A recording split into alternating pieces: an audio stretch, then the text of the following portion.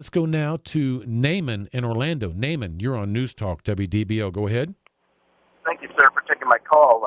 I have an issue that the house that I was in, it went into foreclosure, and the landlord he gave me a month-to-month rent. So I was going off a month-to-month rent because the lease expired, it exhausted. So therefore, so now I had 30 days to move out because it went into foreclosure. So am I entitled to get my security back from this guy or what? Namin, I'm not clear on your fact situation, but let's start with this. That you're renting from your landlord. Your landlord's lender is doing a mortgage foreclosure against this piece of property. Up until the very last day of that foreclosure, and it may last months or years, up until the last day of that foreclosure, your landlord owns that piece of property, and you are obligated to continue to pay that landlord rent. Okay? If it is the fact that the lender has filed a foreclosure is not a legal basis for you as a tenant to terminate a written lease that's for a period of a year, for example. Okay.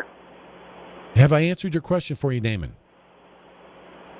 So I'm not entitled to the security deposit back then. Are you going to break your lease?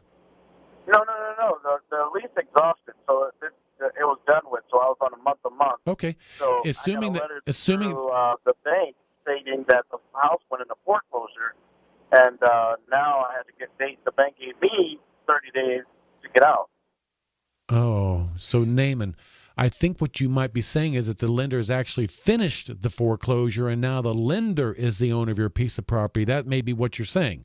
Under those circumstances, can you go back to the old owner, the landlord who used to own your house, and get your security deposit back? The answer is absolutely yes. Okay? Legally, yes.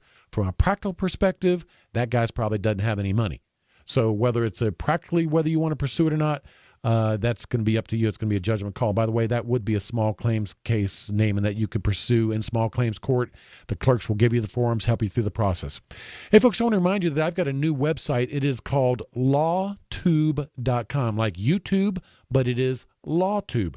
And what happens is, as I'm here in the WDBO studio, I am taking a video of this radio show, and I take your great legal questions and I turn them into videos, and you will find them at Lawtube.com.